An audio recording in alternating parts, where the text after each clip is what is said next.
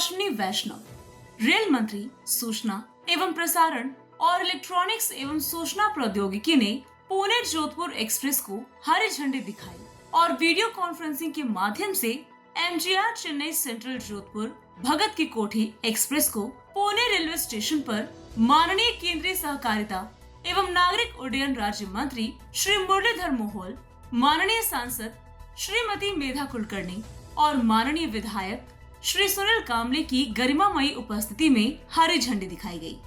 प्रधानमंत्री नरेंद्र मोदी जी का धन्यवाद व्यक्त करता हूँ कि 30 से 40 सालों से जो डिमांड थी आज पूरी हो गई। पुणे का मास्टर प्लान तैयार है ताकि पुणे की क्षमता को डबल किया जा सके, आने वाली गाड़ियां डबल हो सके। पुणे से लोनावला 4 लाइन का काम हाथ में लिया गया है। पुणे दौंड डबल लाइन काम शुरू है। पुणे रेलवे जंक्शन शहर के बीचों बीच है। विस्तार कैसे हो इस बारे में अधिकारियों को निर्देश दिया गया है।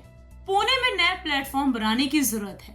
आलंदी में बहुत जमीन रेलवे की उपलब्ध है। प्रधानमंत्री का पुणे महाराष्ट्र के प्रति काफी लगाव है, ऐसा रेल मंत्री ने कहा। कसे आहात? छान छान सर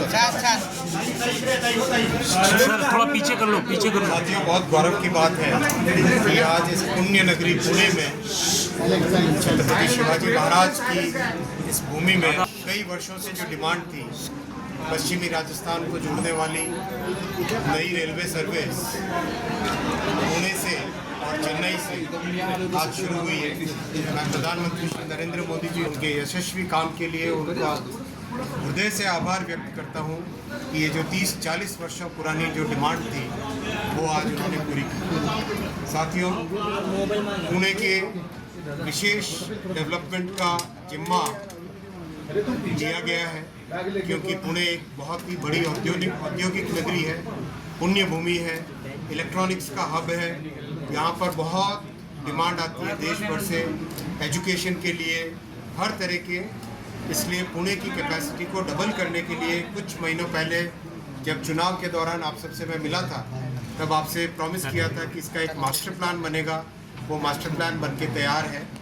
पुणे के आसपास के स्टेशंस को हड़पसर, खड़की, शिवाजीनगर, आलंदी, उरुली और पुणे जंक्शन को लेके कंप्लीट एक मास्टर प्लान तैयार किया गया है जिससे पुणे की कैपेसिटी को डबल कर सके, यानी यहाँ से आने जाने वाली गाड़ियाँ डबल हो सके। ये बहुत बड़ा काम है।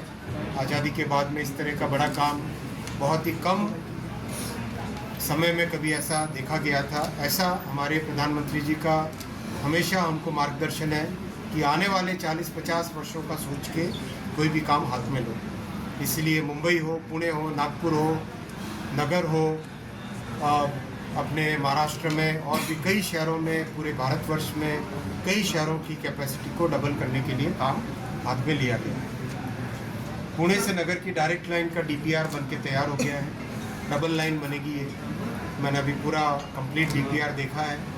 कैसे उसमें ज़मीन कम से कम रिक्वायर्ड हो वैसा निर्देश अधिकारियों को दिया है क्योंकि ये इंडस्ट्रियल एरिया है। यहाँ पे ज़मीन का एक स्क्वायर मीटर उपयोग होना चाहिए, कहीं पे ज़मीन वेस्ट नहीं होनी चाहिए। ऐसा मैंने अधिकारियों को भी कहा है, वो इसमें काम करें।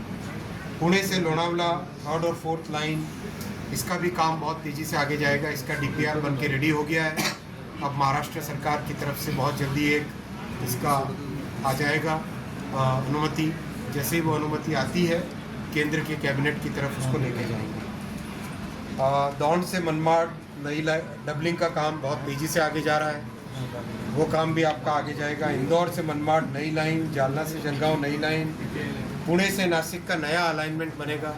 जैसा कि आप जानते हैं जीएमआरटी एक बहुत विश्व की बड़ी संस्था है और कोई भी इलेक्ट्रिकल गाड़ी अगर उसके आसपास कई किलोमीटर तक न जा पाए, उसका रिक्वायरमेंट है क्योंकि 23 देशों ने मिलकर ये संस्था बनाई है और विश्व की बहुत बड़ी ऑब्जर्वेटरी है। मिलीमीटर वेव का उसमें टेलीस्कोप है, तो उसमें कहीं छोटा सा भी अगर इंटरफेरेंस आता है तो वो हमारे मानव समाज की, ह्यूमैनिटी की प्रोग्रेस को रोकता है। इसीलिए एक ऑल्टरनेटिव बना के तैयार किया है। वो बहुत जल्दी एक बार महाराष्ट्र शासन की तरफ से भी उसमें सहमति होती है तो उस पर काम आगे चालू करेंगे।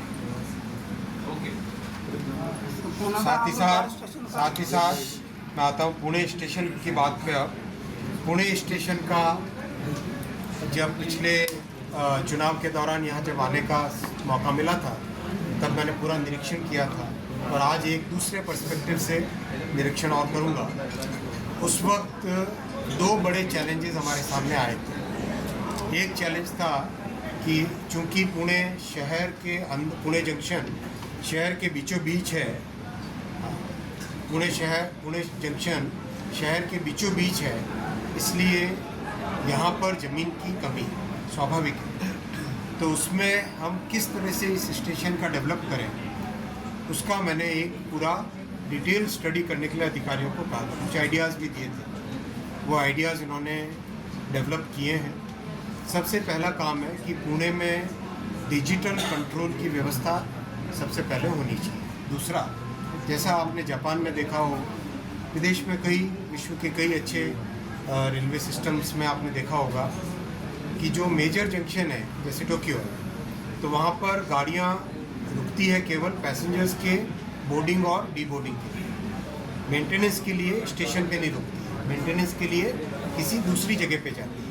साफ़ सफाई मेंटेनेंस उसके लिए, जैसे टोक्यो है तो उसके पास में ओमिया उसका नाम है जगह, एग्जैक्टली उसका नाम मुझे, तो वो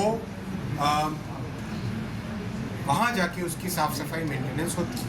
तो उससे क्या होता है कि उससे जंक्शन की कैपेसिटी बढ़ जाती है। अगर गाड़ियाँ खड़ी रहती है तो जंक्शन की कैपेसिटी कम हो जाती है। इसीलिए वैसी व्यवस्था करने का अधिकारियों को पूरा स्टडी करने का काम दिया था। अधिकारियों ने किया उसका काम और वो काम कॉन्सेप्चुअली आगे बढ़ेगा। फिर दूसरी बात, पुणे में नए प्लेटफॉर्म्स की ज़रूरत है। बहुत कम प्लेटफॉर्म्स है इतनी बड़े शहर के हिसाब से, वो कैसे बने, तो उसमें जो एक कॉन्सेप्ट बना था उस कॉन्सेप्ट को अभी रास्ते में आते हुए मैंने पूरा रिवाइज करने का कहा है कि हमें यहाँ पर स्टेबलिंग लाइन की ज़्यादा ज़रूरत नहीं है। यहाँ पे हमें नागरिकों की सुविधा के अनुसार प्लेटफॉर्म्स की ज़्यादा ज़रूरत है। स्टेबलिंग लाइन हम उरुलो में भी बना सकते हैं, शिवाजी नगर में भी बना सकते हैं, खड़की में भी बना सकते हैं, हड़पसर में भी बना सकते हैं और आलंदी में भी बना सकते हैं। आलंदी में भी बना सकते हैं। आलंदी में बहुत ज़मीन रेलवे की अवेलेबल है, उरली में ज़मीन बहुत महंगी है। तो इन सब का विचार करके मास्टर प्लान को बनाया गया है, तो उसमें एक एक करके प्रोजेक्ट बना के उसको आगे लिया जाएगा। आप विश्वास रखिए, प्रधानमंत्री श्री नरेंद्र मोदी जी का पुणे के प्रति, महाराष्ट्र के प्रति इतनी सद्भावना है। Bureau report, VSRS news, Pune, Maharashtra.